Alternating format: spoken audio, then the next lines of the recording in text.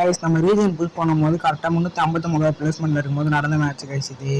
கரெக்டாக நம்ம டீமெட்ல யாருமே ரன் பண்ணோம். ஜோன் சரியிலேருந்து எல்லாருமே காலி ஆயிடுவாங்க. நம்ம மட்டும் லாஸ்ட்டாக தனியாக இருந்துட்டு போய் அடிச்சு விடுவோம். மட்டும் பாருங்க இந்த மேட்சை.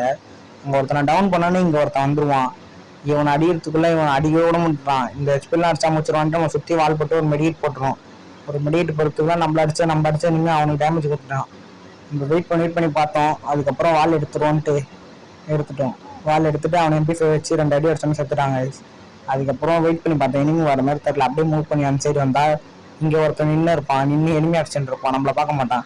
அப்படியே அங்கே பார்க்குறேன்ட்டு இங்கே அடிச்சு போட்டு அவனை கிளியரும் பண்ணுருவாங்க. அங்கே ஒருத்தன் வருவான். கரெக்டாக அங்கே 2 பேர் நிற்பானுங்க. அங்கே ஒருத்தனை அடிச்சு டவுன் பண்ணுறோம். கில்லை கிளியர் பண்ணுவோம். கில்லையும் கிளியர் பண்ணுறோம். அங்கே அவன் டீமெட் வருவான். அவனையும் அடிச்சு டவுன் பண்ணுறோம். அவன் டீமெட் ஒருத்தன் சைடில் நிற்பான். பார்க்கவே இல்லை. கடைசியாக பார்த்தா இப்போ தான் பார்த்தேங்க. MP5 அவன் அடிச்சிடும். டீம் வைப் போட்டு கரெக்டாக லாஸ்ட்டில் 2 பேர் இருப்பானுங்க.